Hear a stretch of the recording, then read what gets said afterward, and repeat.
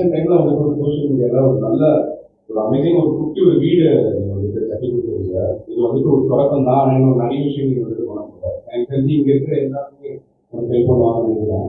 So ஒரு சில வார்த்தை. ஓகே, எல்லாருக்கும் வணக்கம். அதாவது இன்னைக்கு காலையிலேயே வந்து சோஷியல் மீடியா எல்லாருக்கும் வணக்கம். ரொம்ப நன்றி நீங்கள் வந்ததுக்கு. ஆர்எஸ் ரியாலிட்டி அப்படிங்கிற ஒரு நிறுவனம் வந்து பார்த்தீங்கன்னா 7 லட்ச ரூபாயிலேருந்து இந்த லக்ஸரியில் வரைக்கும் எல்லாமே வந்து கட்டி தராங்க.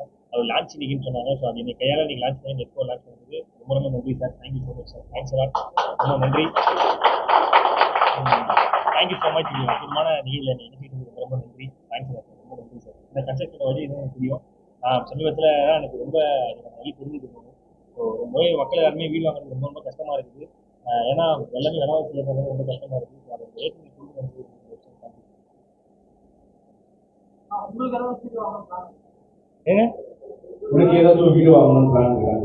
இல்ல வீடு வாங்கணும் ஆசை இல்லை. வீடு இப்போ கட்டி கொடுத்தேன். இப்போ இந்த மாதிரி நிறைய பேர் இருக்காங்க. நமக்கு போதும், நம்ம கிட்ட ஊர்ல ஒரு வீடு இருக்கு, பூர்வீக வீடு, அது போதும். மற்றபடி இருந்தா வாங்க வேண்டியதுதான். சென்னையில வீடு வாங்கணும்னு ஆசை இருக்கு. அது எப்ப நடக்கும் தெரியல.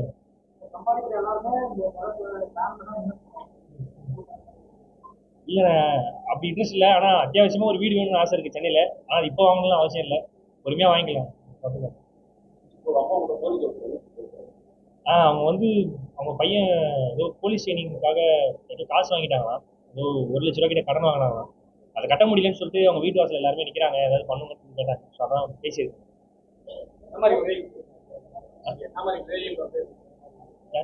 நிறைய நடிகர் ஏன்னா அவங்களுக்கு இந்த அமௌண்ட்டாக கொடுக்கறத தாண்டி ஏதாவது அவங்க ரெகுலராக நான் ஒரு வாட்டி காசு கொடுத்துட்டு போயிடலாம். ஆனால் ஒவ்வொரு வாட்டியும் அதை ஒரு ஃபார் எக்ஸாம்பிள் வந்து ஏதோ ஒரு விஷயத்தினால அவங்களுக்கு காசு வர மாதிரி ஒரு கடை வச்சு தரதோ சம்திங் அந்த மாதிரி தான் யோசிச்சுட்டு இருக்கேன். அது கண்டிப்பாக நான் பண்ணிட்டு நான் சொல்கிறேன் உங்களுக்கு. கண்டிப்பாக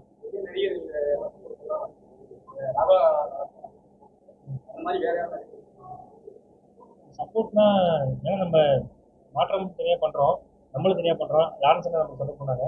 ஸோ அதை தாண்டி அப்படி யாரும் இல்லை.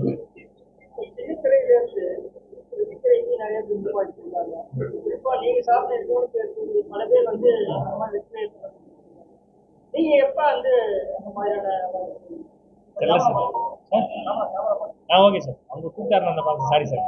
ஓகே, அதாவது என்ன இதுக்கப்புறம் தான் சார் ப்ராசஸ் போயிட்டு இருக்கு. எப்போ என்ன நடக்கும்னு தெரியல. ஸோ ட்ரெயின் தான் சார், கண்டிப்பாக ட்ரை பண்ணிட்டே இருக்கணும்.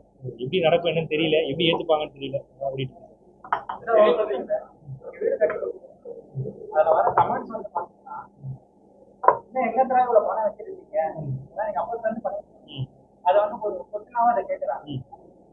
நான் தெளிவாக சொல்லுவேன் சார். நான் சொந்த காசில் நான் ஓடி உழைக்கிறேன். ஒரு நாளைக்கு நான் 2 இடம் 3 இடம் போய் வேலை செய்கிறேன். ஃபார் எக்ஸாம்பிள் வந்து ஒரு ஒரு ஒரு ஒரு ஈவெண்ட்டோட எனக்கு போதும் அப்படின்னா நான் வீட்டில் உட்காந்துருவேன் சார். ஆனால் இப்போ எனக்கு அது பத்த மாட்டேங்குது சார். ஏன்னா வந்து என்னை கேட்டு நிறைய பேர் வராங்க. கேட்டு வரவங்களுக்கு என்னன்னா என்னால் இல்லைன்னு சொல்ல முடியல சார். ஓப்பனாக சொல்கிறோம், இல்லைன்னு சொல்ல முடியல. சப்போஸ் நான் இதே பழைய முன்னாடி தான் வந்து எப்போயாவது ஒரு ஈவெண்ட் போனால் போதும் இருப்பேன். அப்போ ரொம்ப காசு கம்மியாக கிடைக்கும், ரொம்ப போராடுவேன். இப்போ என்னன்னா எனக்கு எல்லாத்தையும் வேலையில் இழுத்து போட்டு செய்யணும். ஏன்னா நம்மகிட்ட அவ்வளோ பேர் கேட்டு வராங்க. ஒரு ஒரு ஆப்ரேஷனாக இருக்கட்டும், ஒரு ஹார்ட் ஆப்ரேஷனாக இருக்கட்டும், ஒரு சர்ஜரியாக இருக்கட்டும், நிறைய பேர் ரொம்ப கஷ்டப்படுறாங்க. நிறைய பார்வையில்லாத குழந்தைங்க வந்து ஒரு 50,000 ரூபா இருந்தாலே அது ஐ ஆப்ரேஷன் சரி பண்ணலாம் அப்படின்னா நிறைய விஷயங்கள் இருக்குது. அதனால நான் வந்து ஒரு நாளைக்கு 3-4 ஈவெண்ட் போகிறேன் சார். ப்ரமோஷன்ஸ் பண்ணுறேன். இதில் வர காசை மட்டும் தான் அது இன்வெஸ்ட் பண்ணுறது தவிர்த்து யார்ட்டையும் 1 ரூபா வாங்கிட்டு கிடையாது. அது நான் தெளிவாக எங்கே வேணாலும் நான் சொல்லுவேன்.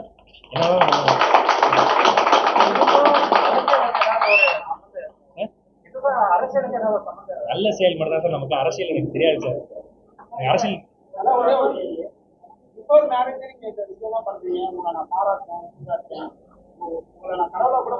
ஐயோ சார் சார் அவ்வளோ பெரிய ஆளா சார்.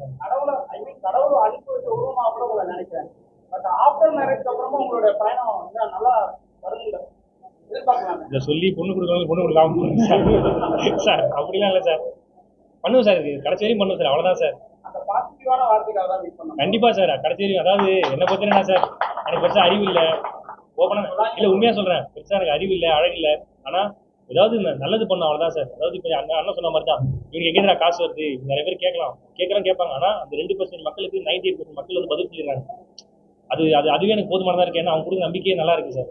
கண்டிப்பாக நீ சொல்றது கரெக்ட் தான். இருக்கிறது கொஞ்சோண்டு மூச்சு. அது எதுக்கு நீயா நானுங்கிற மேட்ச் ஜாலியாக இருந்துட்டு போயிடலாம் சார்.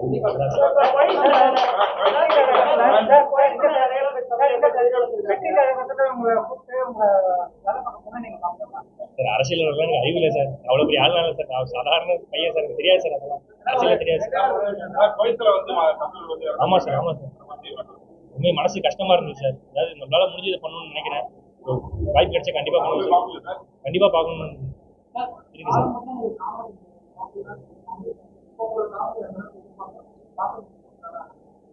சார் அது முன்னாடி ரியாலிட்டி ஷோவில் காமெடி ஷோ பண்ணிட்டு இருந்தோம். இப்போ நம்ம போஸ்டாக பண்ணுறதுனால திருப்பி அந்த மாதிரி பண்ண முடியறதுக்கு வாய்ப்பு கிடைக்கிறது இல்லை. போஸ்டாக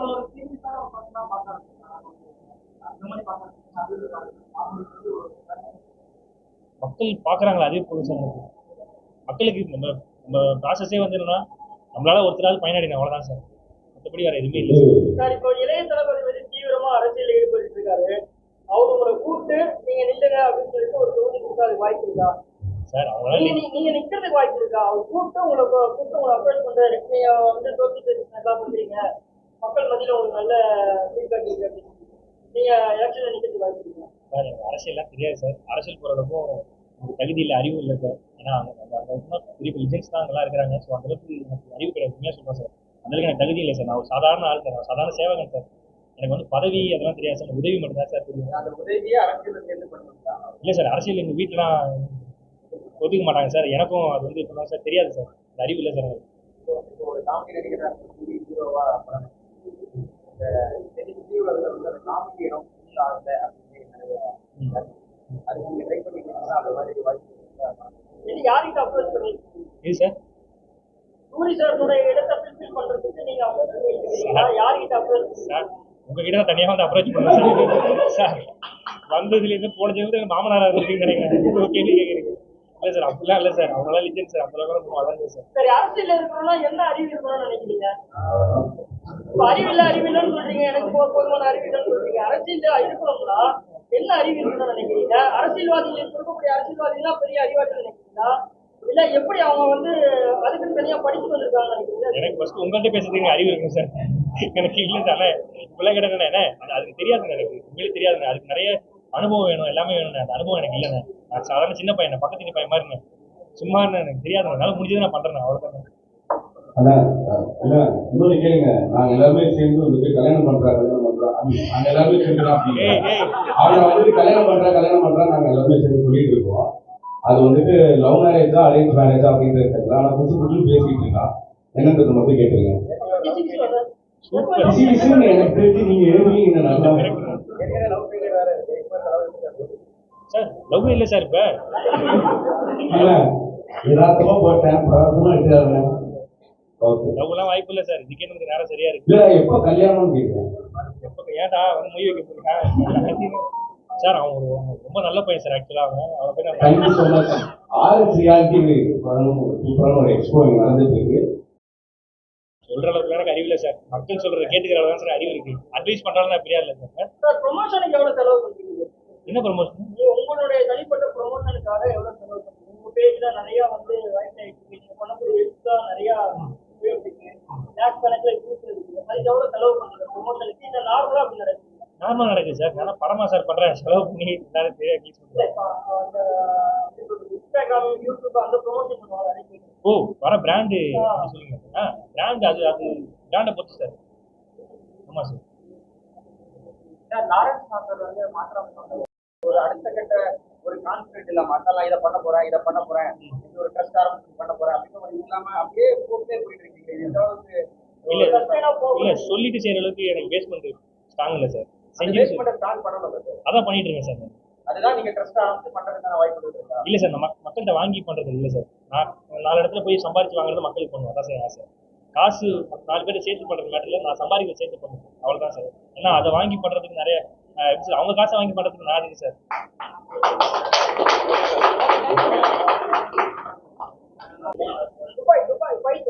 போயிட்டு அதான் சார்.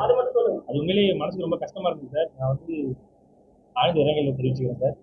கண்டிப்பா அவங்களுக்கு நான் அந்த தீ விபத்துல மாட்டி இறந்தவங்க வந்து எனக்கு நேரில் போய் பார்க்கணும்னு டீட்டெயில்ஸ் கேட்டிருக்கேன். கண்டிப்பா கொஞ்சம் பார்க்கணும் சார்.